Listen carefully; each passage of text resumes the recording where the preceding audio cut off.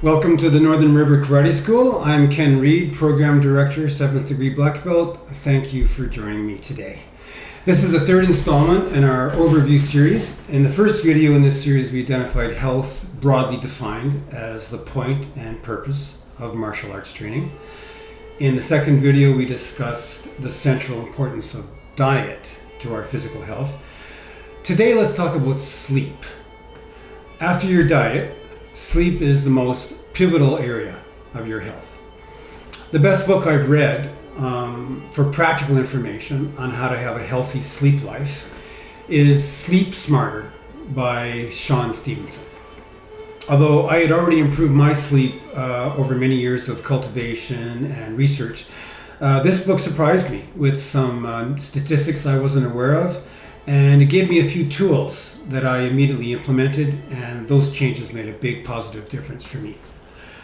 Sleep is a strange thing. The science tells us unequivocally that it is highly important to our well-being.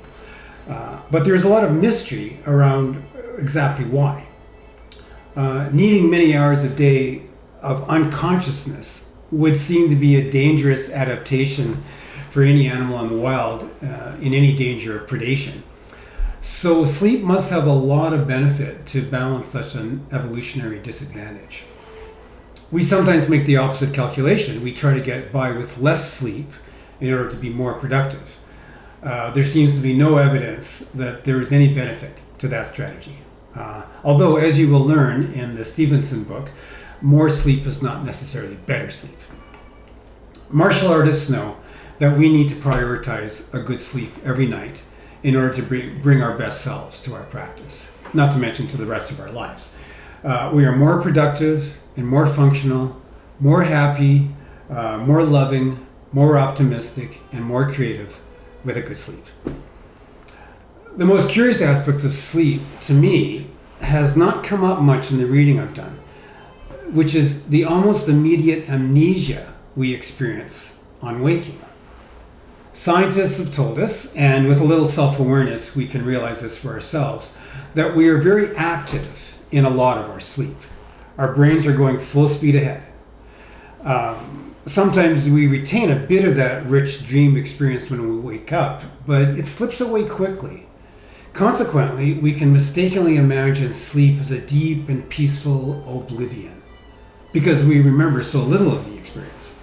This is a problem because if when we go to bed we are hoping for oblivion, we are not likely to find it.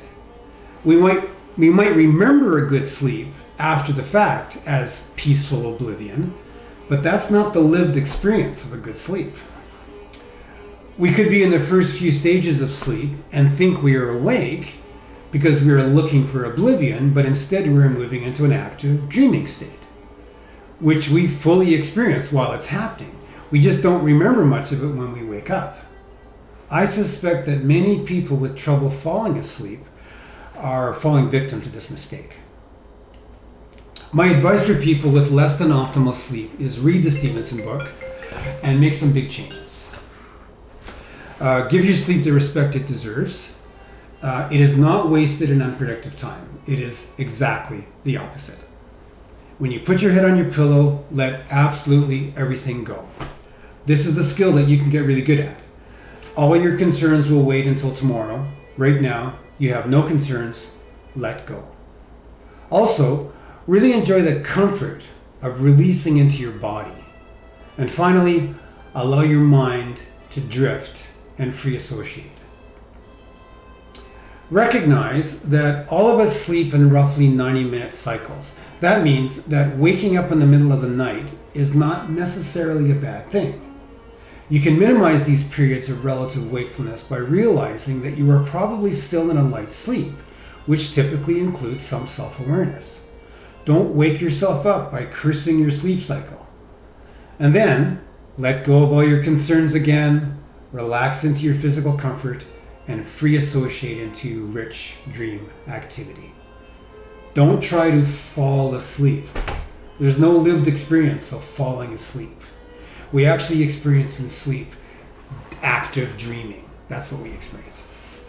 When you wake up in the morning, how do you know if you had a good sleep or not? If you feel groggy and like you could easily sleep for another 30 minutes, you are probably getting up in the middle of one of your 90-minute cycles. But that doesn't mean your sleep was poor. You just need to tweak your schedule. Figure out how long your cycles are, do the math, set your bedtimes and wake times to line up with that cycle. I hope you have a great sleep tonight, and I hope you wake up tomorrow morning refreshed and optimistic.